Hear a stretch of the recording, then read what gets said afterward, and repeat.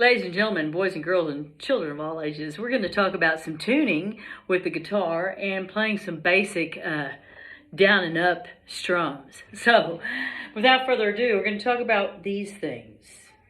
Tuners, clip-on tuners. So, this one, which was in this room, is a different than one I had before. It is a Fender. Most of them had the on and off switch right here. So, see, on, off. So usually we'll light up like that. Then you clip it up here on the headstock. Now, if it will, you turn it, because you have to get where you can see it. You have to manipulate it around so that you can see it, so you're not having to like lean over to look at it.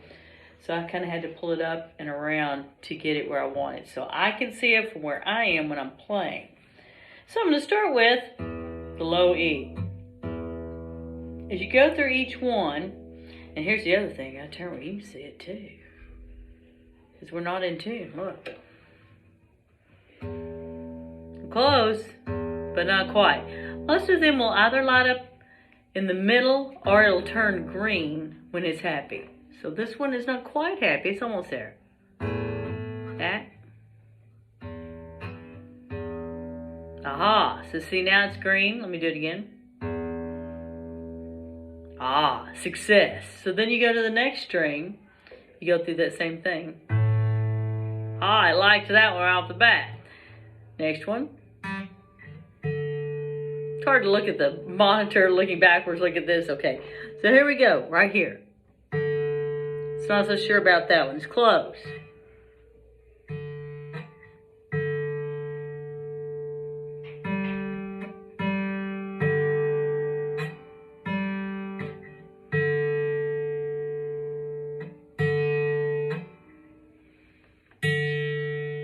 I had to peek on that.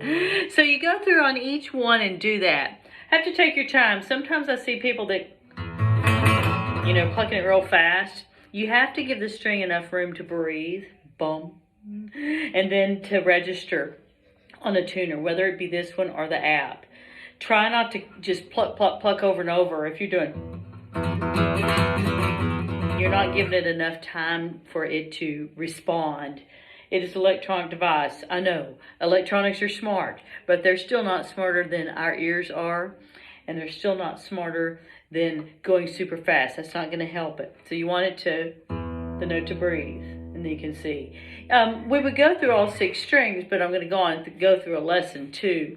If you're tuning with one of these, that also applies if you're tuning a ukulele, or if you're tuning any stringed instrument, really. And it also goes for wind instruments, too. When you're playing a wind instrument, having the sound, holding the note out a long time, not just going toot, toot. And it has to have enough tone for it to assess whether you're sharp, above the pitch, flat means below the pitch, or if you're in tune and it's on pitch. All right, we're going to turn this lovely device off. These are great. They help guide you and train you just as much as they read the instrument. Really, the best tuning mechanism you have is on either side of your face. It's called your ears. And you want to be able to work and refine your hearing skills, your listening skills, so that you can tune. Even you can tune eventually as you're playing within a song if you hear a note that has a tuning tendency, which is something we'll talk about later. All right. On any of your chords, we could do this, what I'm calling the Cinco de Mayo, which Cinco de Mayo in the guitar book is line 50 in the Essential Elements. It's discussing not only strumming down strums, but ups, 1 and 2 and 3 and 4 and, which you maybe have been calling down up. If you did ukulele, they have arrows, down, up, down, up. That's your foot going down, up, down, up, down, up. Later on when you're in band, you're going to play the trombone. Down, up, down, up, down, up, down, up, or whatever. With our strumming, it's the same type of thing, down, up. I've got my giant guitar today. I feel like I'm having to hoist myself over it to play. Let's say we got a G chord. Okay? We're going to do down, up, down, up, down, up, down, up. Down meaning your foot will be going down. Up meaning strumming up, or your toe would lift up. Down, up, down, up, down, up, down, up. Let's do that on a G chord. Ready? Go. Down, up, down, up, down, up, down, up, down, up, down, up, down, up, down, up. Good job. Now switch to another chord. Let's do D7. Down, up, down, up, down, up, down, up, down, up, down, up, down, up, down, up. Back to G. Down, up, down, up, down, up, down, up. Now, the thing to do the Cinco de Mayo, they have some miss. Hey, Miss Beth. They mean just you missing a beat or turning the rhythm into a different rhythm. Down, up, down, up, down, up, 1, 2, and 4, and. In the band director world, that's 1 and 2, and 4, and. 1, 2, and 4, and 1, and 4, and.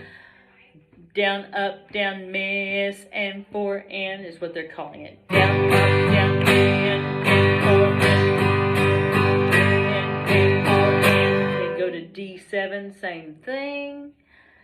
Down, up, down, and 4, and down, up, and 4, and that kind of thing.